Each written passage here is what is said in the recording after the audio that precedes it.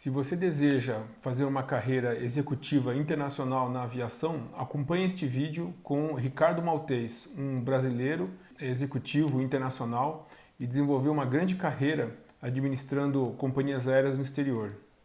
Espero que você goste.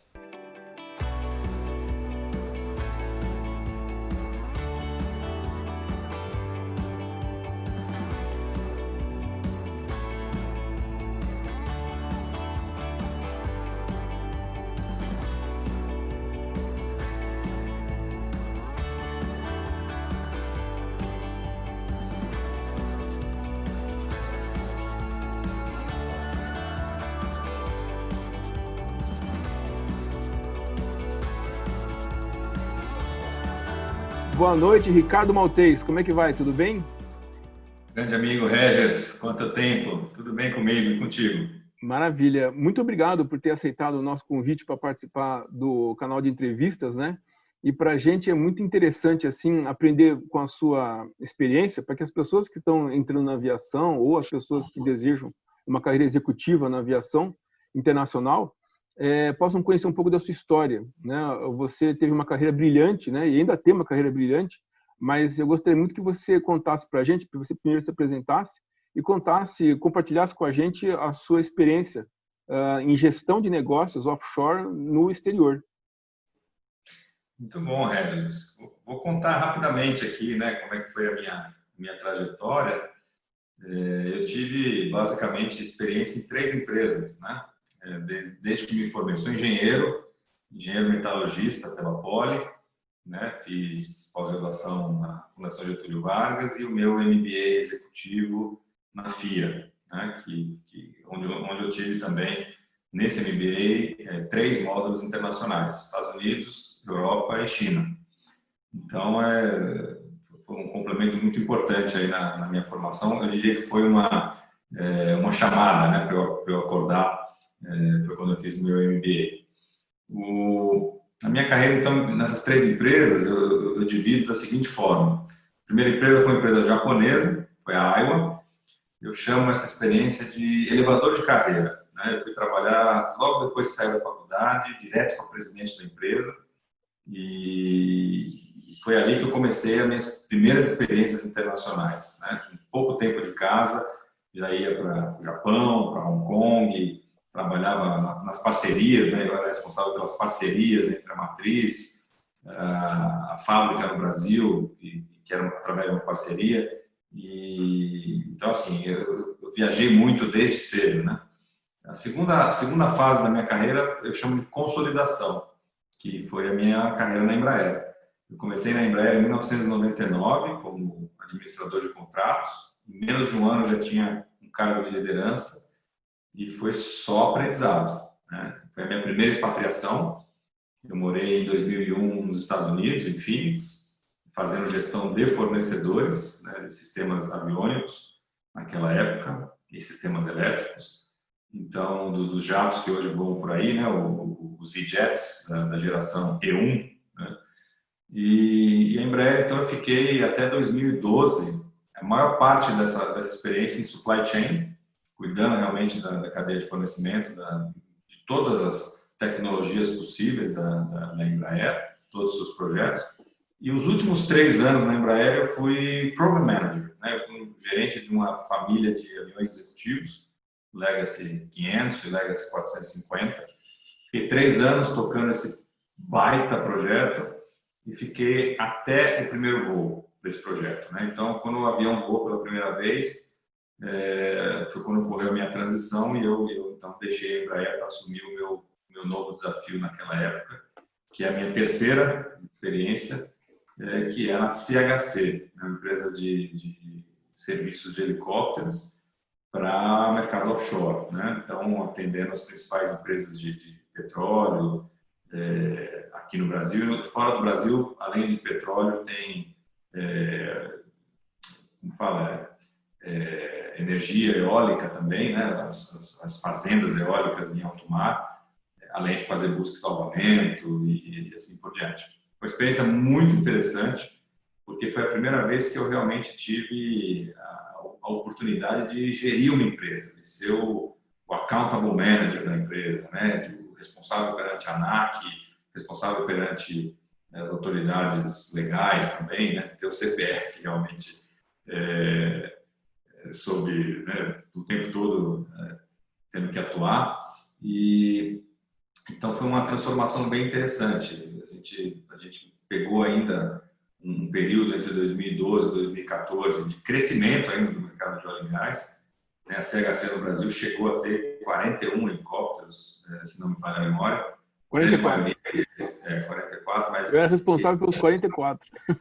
Então, e chegamos a ter desses 44, mais de 30 helicópteros contratados pela Petrobras, né? Então, assim, foi muito bacana em todos os aspectos, né? Posso citar aqui alguns. Primeira foi ser responsável por 600, chegou a quase 700 pessoas nessa unidade de negócio do Brasil, né? A segunda foi a transformação da cultura da empresa, né? Isso aí é fruto de muita conversa, né? De presença na linha de produção, né? Nas operações em voo, nas operações em solo, na manutenção, ouvir as pessoas e aí, com o tempo, ir transformando o clima da organização. Então, a gente chegou a resultados incríveis aí de pesquisa de clima, e foi uma época muito legal. E também tem o filé, né? Mas tem o osso também, né? Eu fui para a sala de crise da Petrobras 2 vezes. Nós tivemos 2 incidentes com helicópteros nossos, que eu tive que ir direto para a sala de crise e viver essa situação da recuperação do helicóptero. Não foi nenhum acidente com vítima, né? Nenhum dos dois. Mas a gente teve nos 2 casos que fazer a recuperação do helicóptero, tirar o helicóptero do deck, né, da Petrobras.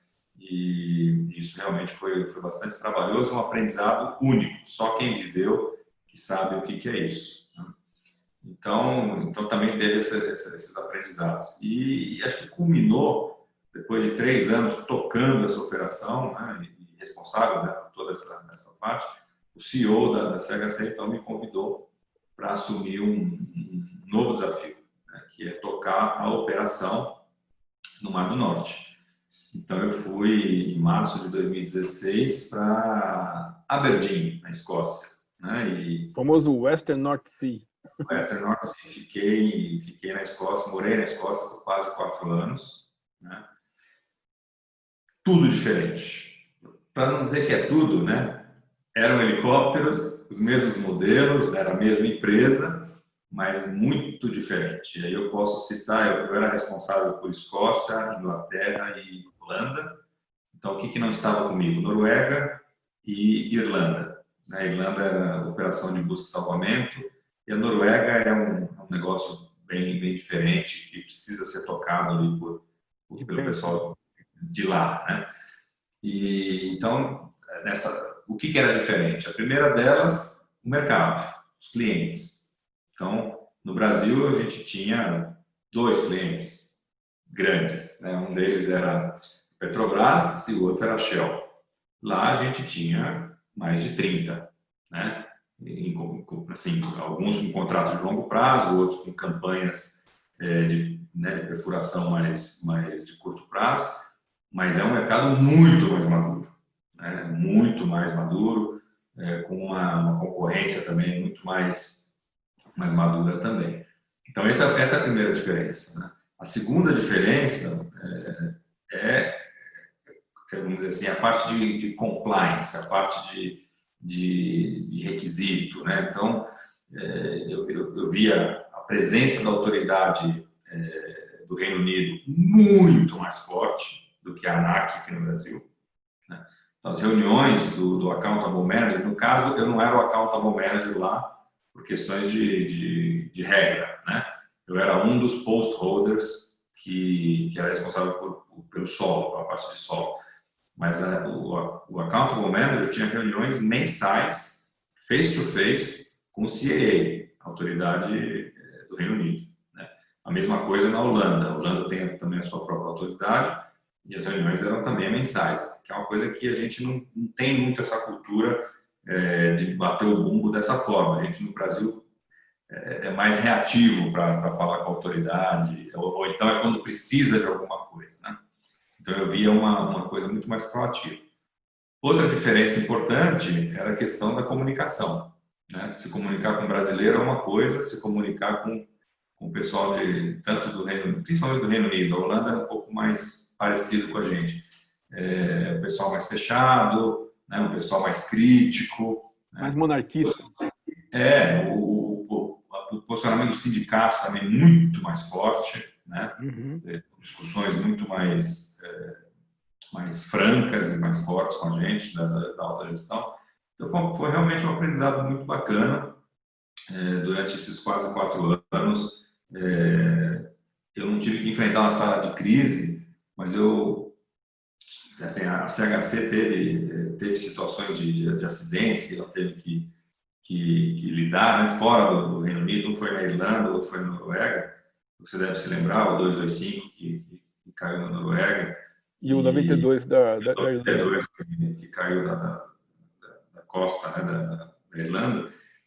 Foram perdas muito duras, né? E a gente teve, como gestores, tivemos que implantar uma questão de treinamento muito forte, não só a operação, tudo, mas nós gestores, né? Treinamento de gestão de crise, né? Treinamento, o pessoal chama de incident commander, né? Aquele cara que lidera a crise, né? Pode ser eu, pode ser quem estiver ali segurando o bastão, tem que estar treinado para fazer isso, como ter o controle da situação. O grande segredo da crise é ter o controle da situação para não deixar nada escapar. Então, isso é uma outra coisa que, para mim, foi muito, muito forte, né? Então, assim, eu diria para você que foi uma experiência diferente. Viajei muito para as plataformas de petróleo, para entender essa realidade, né? Eu viajei muito mais lá fora do que aqui, no Brasil. Lá fora, a abertura é muito maior. Então, a gente ia nas plataformas para criar essa confiança, né? O pessoal do Mar do Norte, Regis, eles têm muito poder, né? Os passageiros, os sindicatos dos petroleiros, eles têm muito poder, né? Dependendo da situação, eles põem em risco uma máquina, às vezes sem nenhum embasamento, sabe? A investigação não está nem concluída, mas estamos com medo, e aí começa uma campanha. Então, a gente teve que visitar alguns rigs, né? Algumas plataformas, para falar com o gerente da plataforma, para falar com as pessoas, para tirar dúvida, né? Porque o Mar do Norte, por ter uma operação muito grande e muito árida, né? Voa com chuva, com neve, de tudo quanto é jeito, muito diferente do Brasil, onde só se voa em céu de brigadeiro, né? Não, pois Western North Sea, final do ano, com mar de nível 6, né? Mar de grau 6, aquelas ondas gigantescas, né? E o pessoal com as plataformas tudo fechadas. Aí deu aquela pane do S-92, lembra? Que depois virou uma D, aquele helicóptero pousou em emergência. Eu tava de backup, não, eu tava de plantão, em pleno véspera de Réveillon, e estourou esse negócio na minha mão. Eu estava responsável pelo MSC lá nos Estados Unidos, e aí deu na hora o pouso de emergência em Western North Sea com S-92, uma plataforma que estava fechada, mas ele achou um lugar para pousar, né? E deu aquele problema do rotor de cauda, né? Mas realmente, Western North Sea é desafiador, né? Mar do Norte. A questão da gestão de segurança do SMS é muito importante, né? Muito. Essas empresas que voam para as plataformas, elas têm realmente um nível diferenciado, né? Então, na dúvida, comunica a autoridade, junta todos os Jedis e só levanta voo com tudo certinho. Então, não tem, sabe, as infelicidades, evidentemente, podem acontecer, né, voar em condições climáticas difíceis, às vezes uma pane, né, que pode, mas os pilotos são muito bem treinados e os mecânicos também são, e no Brasil também são, né? Acho que nesse aspecto os treinamentos são muito equivalentes, né? Eu acho que o que falta, e aí é muito mais uma questão cultural, né? Eu via muita diferença em termos de compliance, né? Eu via muito mais aderência lá no Mar do Norte, das equipes, né? Do que eu via no Brasil. No Brasil, a gente teve que ir fazendo essa transformação e era difícil, né? Porque sempre vinha aquela ideia, pô, mas a gente pode fazer de um jeito mais rápido? Não pode. Tem que seguir exatamente o que está ali Então, foi muito interessante essa experiência, né? Então, foram quase 4 anos de um brazuca tendo que colocar suas ideias, suas filosofias com o seu time por lá. Não, isso foi muito legal. Você, como brasileiro, né, é um orgulho muito grande para quem te conhece, né, como eu, e para quem vê o seu espírito de liderança, né? Então, ver um brasileiro liderar na Inglaterra, aqui a gente está acostumado com democracia, lá o negócio é monarquia, é outra cabeça, né? Outra cultura, né? E você sempre foi assim muito reconhecido por lidar com pessoas, né? Você sempre teve assim um talento inato de gestão de pessoas, né? O que você pode contar para a gente assim que seria uma marca sua em gestão de pessoas? Eu te digo porque eu sou seu cliente nesse aspecto, né? Eu tive a honra e o prazer de ser administrado e gerido por você, né? Então, poxa, você sempre teve um jeito de lidar com as pessoas que foi muito bacana, né? Olha, acho que a primeira coisa, assim, eu gosto, né? Tem Fica muito gostado. mais fácil se você gosta, né? Mas mesmo que você não goste, dá para desenvolver, né? Eu acho que tem algumas coisas básicas. Acho que a primeira é ouvir as pessoas, né? Ouvir com atenção mesmo. Eu sempre digo que 70%, 80% das ideias estão no time, né? Então a gente precisa ouvir, dar atenção e dar retorno. Então, feedback seria a segunda coisa, né? Então, não adianta nada se ouvir as ideias também e não fazer nada, né, com elas. Então, algumas você vai implementar, outras você não vai implementar e você vai explicar o porquê. Olha, esse ano não dá, não tem um budget, esse ano não dá por causa disso. Ou então, essa ideia não está alinhada com algum tipo de regulamento, sei lá, não importa, né?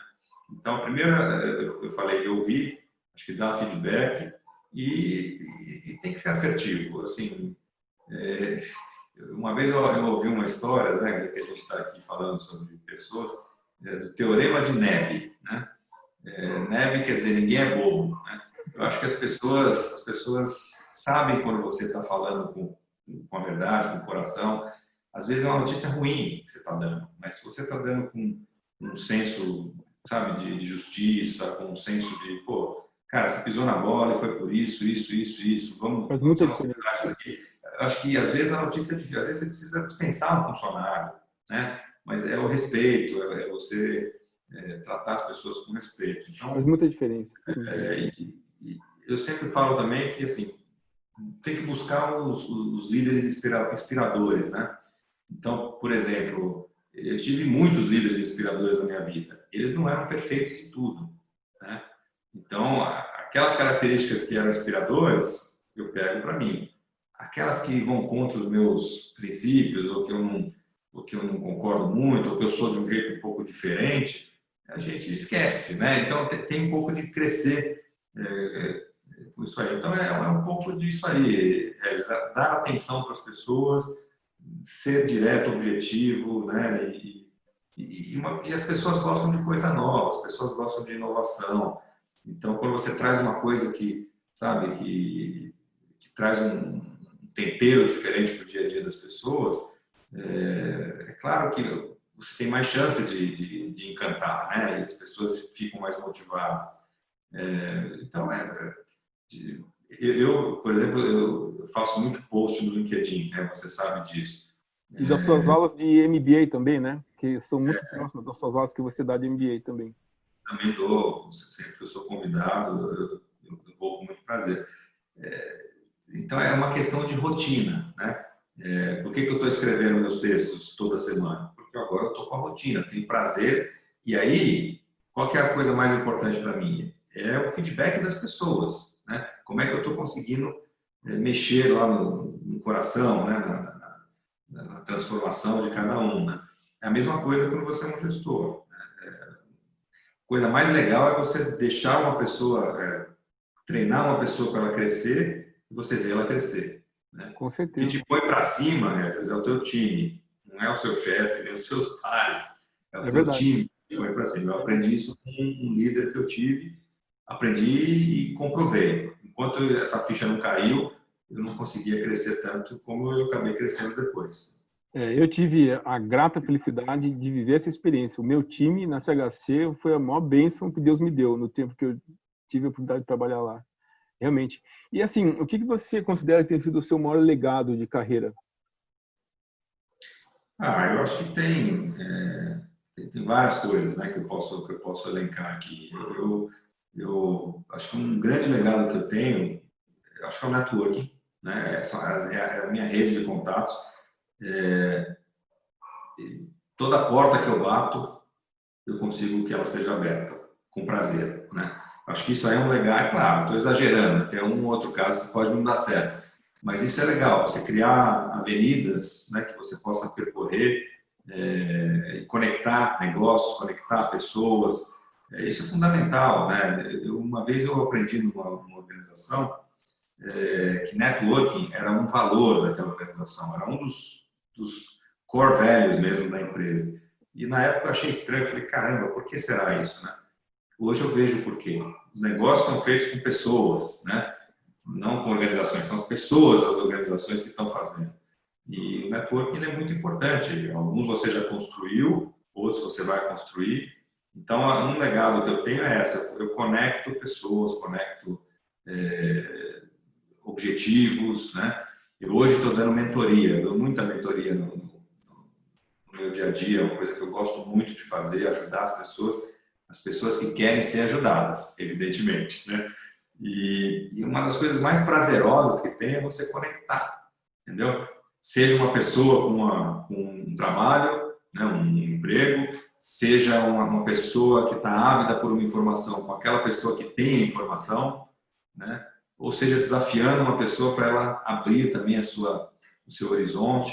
Então, o meu legado é isso, é com as pessoas, é com a rede. Não, com certeza, networking é um dos grandes ativos na carreira da gente, né? A carreira profissional, ela é um dos grandes ativos que você constrói, com certeza, um grande legado é o networking, né? Em 98, eu tive a oportunidade de conhecer pessoalmente o Thomas Casey, o cara que fundou a Cato, né? E ele falava exatamente isso, 80% das vagas de emprego são preenchidas por networking. Então, sempre por indicação, por amizades, por conhecimento, né, que as pessoas têm, é totalmente na linha do que você está falando mesmo. O que sobra, os caras não conseguem achar ninguém e anuncia, mas isso é um grande aprendizado dos headhunters, né, que as recolocações são sempre por networking, né. É um baita de um ativo. É a questão da reputação, né. Então, assim, eu sou uma pessoa que, assim, eu olho para trás, né, e vejo como é importante isso, né? Sim, integridade acima de tudo. Exatamente. É muito difícil você acertar 100% das suas decisões na sua vida, na sua carreira. Mas eu acho que você ter o teu propósito, né, os seus princípios, errar você vai errar. Mas a tua reputação, ela é construída dessa trajetória, né? Então, são pequenos passos dessa trajetória e tem que tomar cuidado, porque um passo é que nem quando a gente estava no ginásio, né? Um ponto negativo anula 3 pontos positivos, né? Aqui, uma coisa que você pode ter sido descuidado, ela pode anular anos e anos de construção da tua reputação. Então, sem dúvida. Isso é uma coisa que eu também me orgulho bastante. Que bacana.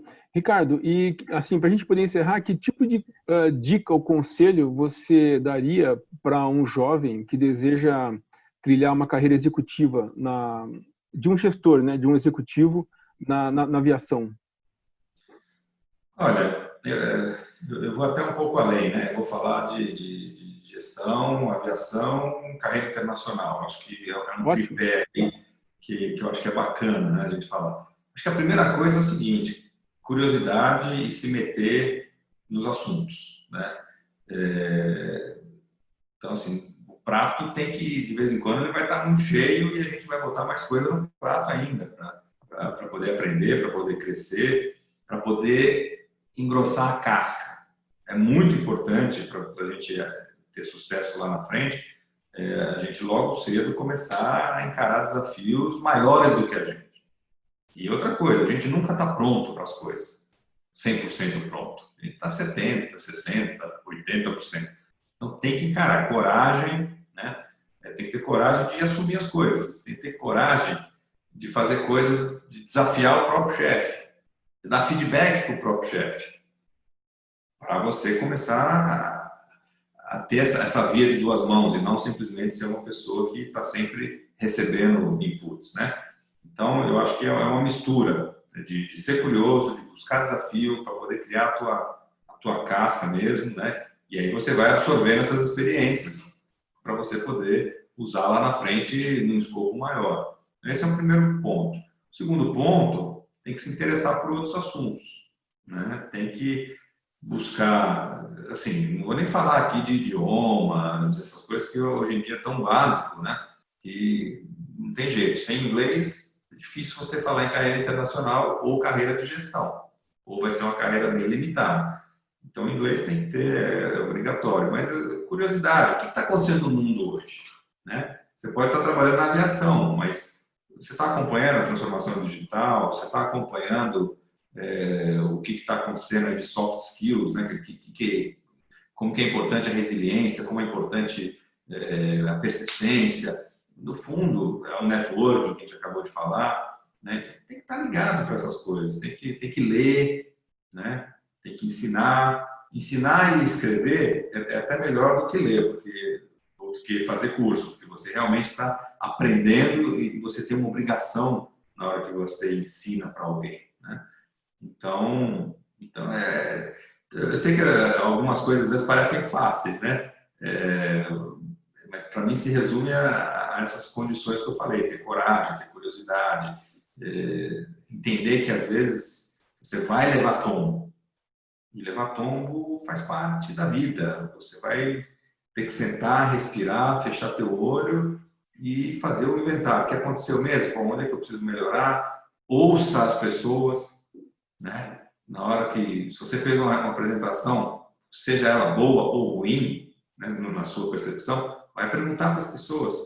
Você vai ter surpresas dos dois lados. Às vezes você vai numa reunião, numa apresentação, e você acha que você foi bem pra caramba.